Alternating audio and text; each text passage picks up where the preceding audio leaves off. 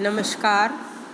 आज हम स्टार्ट करेंगे बीएससी पार्ट 2 पेपर 3 और उसमें हम स्टार्ट करेंगे फेस इक्विलिब्रियम या हेट्रोजीनियस इक्विलिब्रियम, जिसे हम प्रावस्था साम्य भी कहते हैं। उसको समझने से पहले हमें इससे रिलेटेड कुछ टर्म्स हमें समझने होंगे।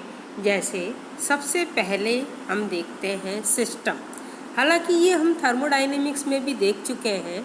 यहाँ हम इस सिस्टम की जो डेफिनेशन है वो हम इस फेस रूल के अकॉर्डिंग हम यहाँ पर इस सिस्टम की डेफिनेशन को देखेंगे। If any portion of the universe is isolated in an inert container by a real or an imaginary boundary for the purpose of study of the effects of various variables on its contents, then this portion is known as a system. यदि ब्रह्मांड का हम कोई भाग चुनते हैं तो उस भाग के अवयवों पर विभिन्न चरांकों के प्रभाव का अध्ययन किया जाता है, तो उसे हम तंत्र या निकाय कहते हैं। और ये तंत्र ब्रह्मांड के शेष भाग से वास्तविक या काल्पनिक सीमाओं द्वारा पृथक होता है। अब हम देखते हैं फेस या प्रावस्था। Every system in terms consist of one or more portions such that each is physically distinct, mechanically separable and uniform in composition. Each such portion of a system is known as phase. विषमांगी तंत्र के वे भाग जो कि भौतिक रूप से सुस्पष्ट यांत्रिक विधियों द्वारा पृथक किए जाने योग्य तथा अपने संगठन में समान हो, प्रावस्था कहलाते हैं। प्रत्येक प्रावस्था के मध्य एक निश्चित सीमा होती है। यह सीमा अंतरापृष्ठ या इंटरफेस कहलाती है। अब हम देखते हैं होमोजीनियस सिस्टम कि अगर कोई सिस्टम केवल एक फेस रखता है तो हम उसे होमोजीनियस सिस्टम कहेंगे, यानी समांगी तंत्र कहेंगे। और विषमांगी तंत्र या हेट्रोजीनियस सिस्टम कि अगर उस सिस्टम में एक से ज़्यादा फेसेस होते हैं तो उसे हम विषमांगी तंत्र कहते हैं। इसके बाद हम देखते हैं हेट्रोजीनियस इक्विलिब्रियम कि अगर ये विषमांगी तंत्र एक दूसरे से साम्य अवस्था में होते हैं तो उसे हम हेट्रोजीनियस इक्विलिब्रियम कहते हैं। अब हम देखते हैं फेस रूल। फेस रूल ये साइंटिस्ट J.W. गिब्स ने दिया और उसने 1876 में प्रावस्था नियम या फेस रूल दिया, और जिसका कि मैथमेटिकल फॉर्मूलेशन है P + F = C+2। यहाँ F विषमांगी तंत्र की स्वातंत्र कोटियाँ या जिन्हें हम डिग्री ऑफ फ्रीडम कहते हैं, वो है P प्रावस्थाओं की संख्या या नंबर ऑफ फेसेस है, और C घटकों की संख्या या नंबर ऑफ कंपोनेंट्स है। हम इस फेस रूल को इस तरह से भी लिख सकते हैं F = C - P+2। तो इसे हम शब्दों में इस तरह से इस नियम को बोल सकते हैं कि किसी विषमांगी तंत्र की साम्य अवस्था में स्वातंत्र्य कोटियों की संख्या का मान उस तंत्र के घटकों और प्रावस्था के अंतर से 2 अधिक होता है।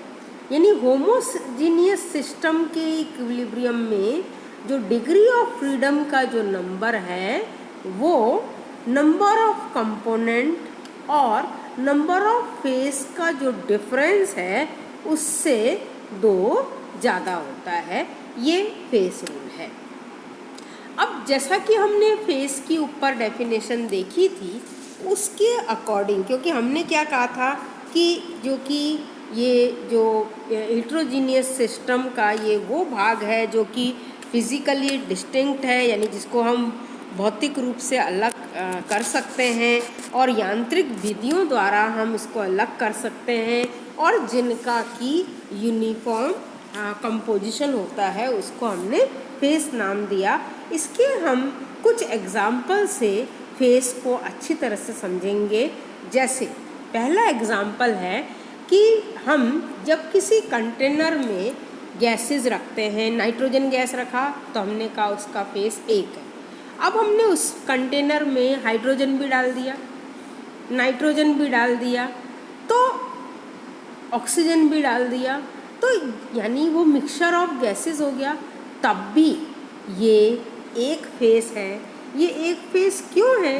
क्योंकि ये कम्प्लीटली मिसिबल है, तो इसलिए हम उसे कहेंगे ये एक ही फेस है, क्योंकि यहाँ पर जितनी भी गैसेस ली उनके बीच में कोई स्पष्ट सीमा रेखा या जिसे हम कहें इंटरफेस नहीं है।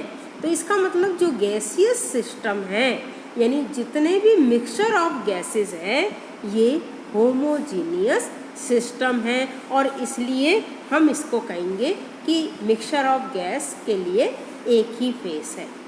दूसरी तरह का एग्जाम्पल हम देखते हैं मिसिबल लिक्विड। मिसिबल लिक्विड यानी घुलनशील द्रव, तो ये भी एक ही फेस हुआ, यानी जिसका कि एग्जाम्पल है जैसे हमने पानी लिया, पानी भी एक द्रव है, अल्कोहल लिया, ये भी एक द्रव है। जब हम पानी में अल्कोहल मिलाते हैं तो क्योंकि अल्कोहल पानी में पूर्णतः घुल जाता है तो इसलिए ये एक फेस हुआ, तो यानी जितने भी घुलनशील द्रव है वो एक फेस होगा। थर्ड एग्जाम्पल है इमिसिबल लिक्विड, यानी अघुलनशील द्रव। तो जितने भी द्रव हमने लिए किसी कंटेनर में, जैसे हमने एक कंटेनर में पानी डाला, ये भी द्रव है, फिर हमने उसमें डाला कार्बन टेट्राक्लोराइड, वो भी द्रव है, लेकिन ये जो कार्बन टेट्राक्लोराइड है ये पानी में नहीं घुलता है। तो इसका मतलब यहाँ पर 2 फेस हुए, एक फेस पानी का और दूसरा कार्बन टेट्राक्लोराइड का, क्योंकि जैसे हमने डेफिनेशन में देखा कि जिसे हम एक दूसरे से अलग कर सकते हैं, जिनकी कंपोजिशन अलग अलग होती है। तो आप देख रहे हैं इमिसिबल लिक्विड में जब हमने पानी लिया और उसमें कार्बन टेट्राक्लोराइड मिलाया तो पानी की कंपोजिशन अलग है और कार्बन टेट्राक्लोराइड की कंपोजिशन बिल्कुल अलग है। इसलिए इमिसिबल लिक्विड जितने लिक्विड होंगे उतने फेस होंगे। तो कार्बन टेट्राक्लोराइड और पानी 2 फेस। अब हम एक एग्जांपल लेते हैं कि सॉलिड मिक्सचर, जितने सॉलिड किसी कंटेनर में होंगे उतने ही फेस होंगे। इसके लिए हम एक एग्जांपल लेते हैं कि जैसे डेली लाइफ का, कि आपने नमक और उसका बिल्कुल पीस के और आपने चूरा बना लिया, बिल्कुल बारीक पाउडर बना लिया और उसको आपने एक बीकर में डाल दिया। फिर आपने चीनी ली और चीनी को भी आपने पीसा, बिल्कुल पीस के और बिल्कुल बारीक पाउडर मिला के और आपने उस कंटेनर में डाल दिया। अब देखने में हमें ये लगता है कि ये तो दोनों एक दूसरे में कम्प्लीटली मिक्स हो गए, तो ये एक फेस होना चाहिए। नहीं, ये होंगे 2 फेस। क्यों? क्योंकि जो हमने नमक लिया उसकी कंपोजिशन बिल्कुल अलग होगी और जो हमने चीनी लिया पाउडर फॉर्म में इसकी कंपोजिशन बिल्कुल अलग होगी। तो जितने सॉलिड किसी कंटेनर में होंगे उतने ही फेस उस कंटेनर में होंगे। तो सॉलिड मिक्सचर, अब जहाँ जैसे यहाँ आप एग्जांपल देख रहे हैं कि कैल्शियम कार्बोनेट का डिकम्पोजिशन, तो यहाँ पर देखिए कैल्शियम कार्बोनेट डिकम्पोज होकर CaO यानी कैल्शियम ऑक्साइड एंड CO2 बनाती है। तो यहाँ जो नंबर ऑफ फेसेस है वो है 3, एक due to calcium carbonate and second due to calcium oxide and third is due to carbon dioxide gas. इसी तरह अगर किसी कंटेनर में आइस, वाटर एंड वेपर ये इक्विलिब्रियम में है तो यहाँ पर भी नंबर ऑफ फेसेस 3 होंगे, बिकॉज आइस सॉलिड है, वाटर लिक्विड है और वेपर गैस फॉर्म में है, इसलिए यहाँ पर नंबर ऑफ फेस 3 होंगे। तो इस चीज़ को आपको अच्छे से ध्यान में रखना है।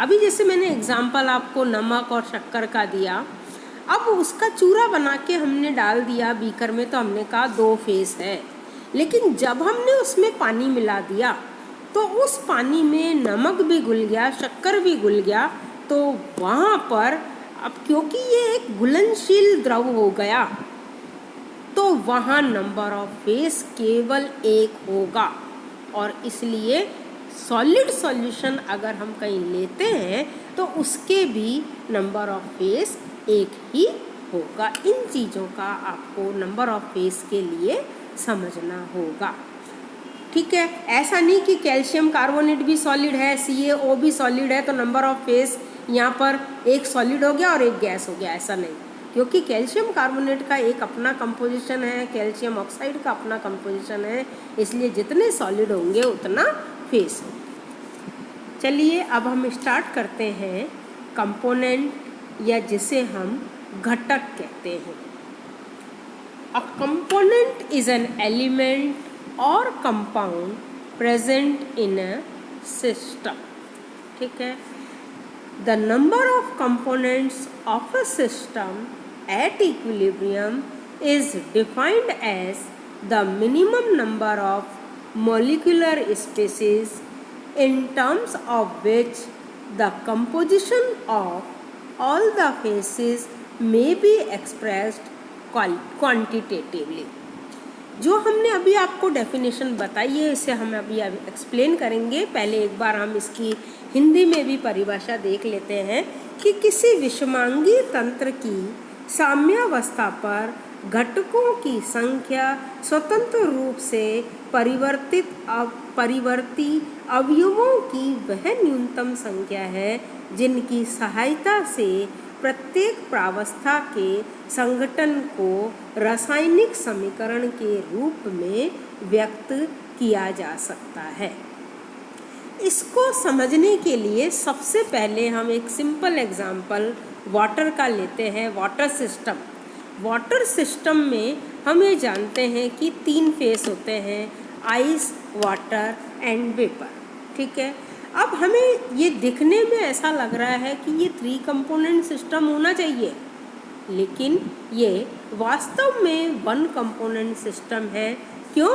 क्योंकि अगर हम सॉलिड की बात करें तो इस सॉलिड आइस की हम जो कंपोजिशन है वो हम H2O से एक्सप्रेस कर सकते हैं, वाटर की भी कंपोजिशन को हम H2O से एक्सप्रेस कर सकते हैं एंड वेपर की भी हम H2O से एक्सप्रेस कर सकते हैं। तो इसलिए क्योंकि यहाँ पर तीनों को ही हमने H2O से एक्सप्रेस किया, इसलिए ये 1 कंपोनेंट सिस्टम होगा। The composition of each of these 3 phases can be expressed by the formula H2O, hence there is only 1 component in this system। अब सेकेंड एग्जाम्पल हम देखते हैं कि डिकम्पोजिशन ऑफ कैल्शियम कार्बोनेट, जो अभी हमने देखा, जहाँ हमने फेसिस में हमने ये देखा कि यहाँ पर 3 फेस है। एक है कैल्शियम कार्बोनेट सॉलिड, दूसरा है कैल्शियम कार्बोनेट सॉलिड और तीसरा है CO2 गैस। यहाँ पर ये भी 3 फेस है, ठीक है। अब इन 3 फेस को हमें देखने में ये लग रहा है कि ये 3 कंपोनेंट सिस्टम होना चाहिए, लेकिन ये 3 कंपोनेंट सिस्टम नहीं है, क्योंकि यहाँ पर हम किन्हीं इस तंत्र में हमें ये लगता है 3 अवयव है तो 3 कंपोनेंट होने चाहिए, लेकिन वास्तव में ये नहीं है। इन तीनों ही अवयवों में से किन्हीं 2 अवयवों का तीनों प्रावस्थाओं के संगठन को व्यक्त करने के लिए हम चयन कर सकते हैं। तो इसलिए इन घटकों की जो संख्या है वो 2 होगी, जिसे हम यहाँ इस एग्जाम्पल से समझ रहे हैं। देखिए, इस कैल्शियम कार्बोनेट के डिकम्पोजिशन को हम 3 तरह से लिख सकते हैं। CaCO3 decompose into CaO plus CO2, और we can write as CaO is equal to CaCO3 minus CO2, और CO2 is equal to CaCO3 minus CaO। ठीक है। अब क्योंकि जैसा कि अभी हमने ऊपर देखा कि the composition of all the 3 phases can be expressed by taking 2 of the constituent only, hence it forms a 2 component system. So by taking, first example है by taking CaO and CO2 as the component.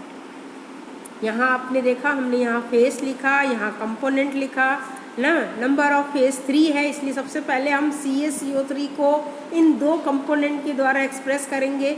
तो CaCO3 is equal to CaO plus CO।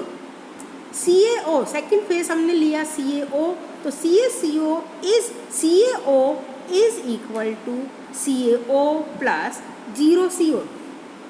Third phase है CO2 is expressed 0 CaO plus CO। ठीक है।